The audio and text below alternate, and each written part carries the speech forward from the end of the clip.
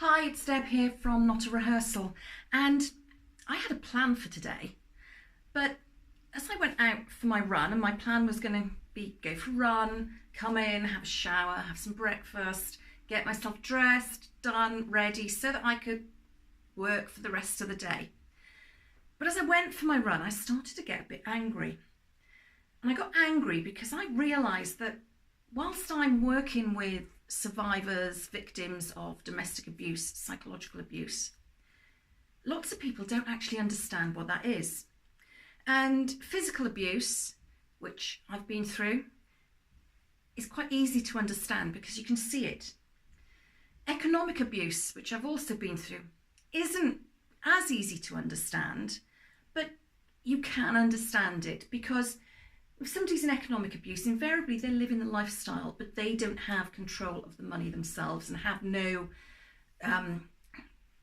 access to money themselves. But psychological abuse or coercive control is very, very difficult to understand because where are the outward signs? I spent 10 years trying to be believed. I actually stood in court and got told that there was no way I was a victim of abuse because I was a confident and eloquent witness. And I remember at that point thinking, if the courts don't even believe me, if the systems and agencies in place to help women like me don't believe me, what hope is there? And that's kind of where the germ started for me to want to work with people going through something similar to what I had been through. And I thought today, people don't know what it looks like. You know, I stand in front of a video and invariably I'm dressed in red and I've got red hair and I've got red lipstick on. That doesn't look like the victim of abuse. What does a victim of abuse look like? It looks like me. It looks like you. Looks like that person at the school gate who's trying desperately not to be seen, who's trying to hide. Looks like that person stood on their own at the end of the bar in the pub, wanting a drink because they want to get away from it all. It looks like that person in the supermarket queue who's creating a fuss over something really, really minor because deep down all they want is somebody to say, "Is everything all right?" And then they want to be able to say, "No, it's not," and to be believed. What I'm trying to say is that psychological abuse doesn't look like anything. And I've spoken to groups, I've approached women's groups to speak to them about what is psychological abuse. And so many times the answer has been, "Oh, we're not interested in that. That doesn't happen here." You know what? It does. It's happening in your street. It's happening in your workplace. It's happening possibly in your family. But because we can't see it, we don't know about it. We don't do anything about it. And because of that, those who are victims of psychological abuse or coercive control, as it's being referred to now, feel helpless and they feel trapped. And they feel, what is the point in me speaking to anybody? Because they're not going to believe me anyway. I've got no evidence. And I know what that's like. I know what it's like to gather up all of your last vestiges of confidence, all of your last vestiges of self-discipline and control, and stand in front of somebody, in my case a bench, and say, "This is what happened to me," and to quash all those feelings of shame and fear that you're feeling. And then have somebody who you believe is going to help you turn around and say, "I don't believe you." Particularly when you're in the same room as your abuser and they're stood there and they're saying, "I'd never do that. I can't do that. No, I don't know what she's talking about." And they're not even making eye contact. And you're stood there feeling helpless because you can't say anything to the bench. You can't say anything to the people in the room. They're putting on an act. As much as you're putting on an act to be confident and to hold yourself together, They are putting on an act to make themselves look like the victim. And that's why it's all screwed up. And that's why victims of psychological abuse and coercive control don't get the help they need. Because even the professionals who claim to understand it don't know about it. They don't get it unless they've been through it. And of course, part of their training is not to divulge their personal stuff. I get that.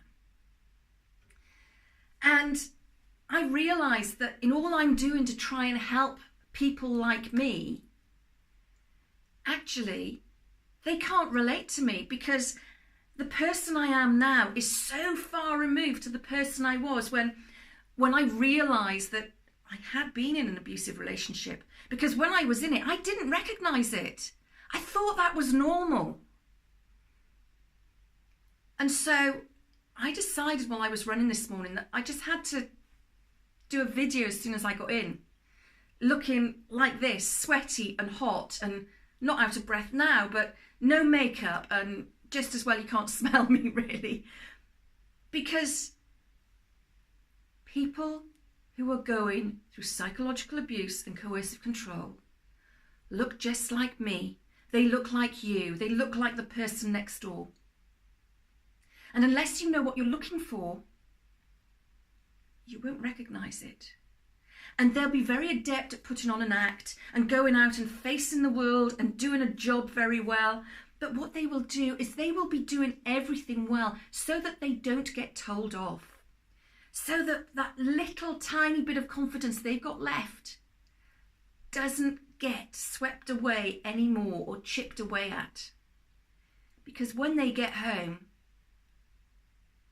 they're worthless. They are the absolute bottom of the pile.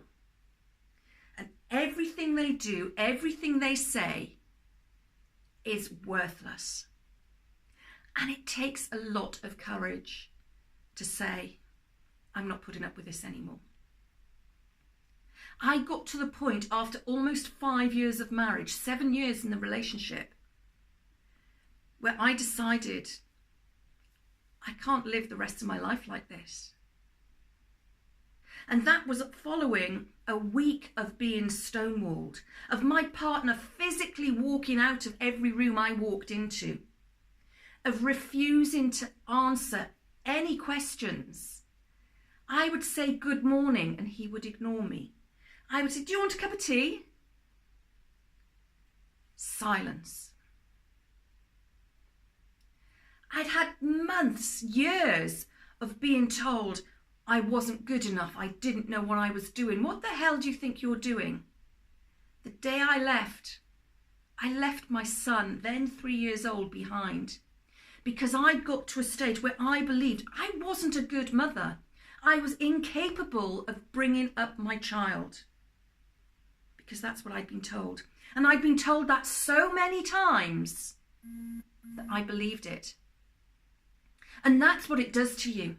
It gets into your head and you start believing. And psychologists refer to this as conditioning. You know, if you're told something often enough, if you're exposed to something often enough, you become sensitized to it. You become conditioned to believe that that is normality and that is the truth. And that's what happens. And by the time that's happened, any ounce of confidence that you had to enable you to speak out and say, this is wrong, this isn't me, that's gone. And so you're stuck in this spiral of self-doubt, self-hatred, worthlessness, lack of confidence, low self-esteem. But deep down in your gut, something is telling you, this isn't right. But you don't know how to get out of it. And I'm not proclaiming to have all the answers. But I do know it is possible to change your life because I've done it. It was hard work. It was really, really difficult. But I've tried to turn it into some sort of easy methodology. And If this resonates with you, please get in touch. I'm not trying to sell anything here. I've got stuff I can sell, and if and when the time is right, then that's a conversation we can have. But right now, I just want you to know, if you are in that place, it is possible to change. And it's scary. God, it is so scary. But when you take that leap of faith and know that you deserve more, it's absolutely incredible what happens. So, if all you can do today is join me on one of my Facebook pages, then the links are below. And if you know somebody who you think might be going through something similar, then please point them in my direction. I'm not promising to change their world, but I can promise to give them some hope. Right, now I'm a mess. I'm going to have a shower. Don't think I ought to run again. It's dangerous.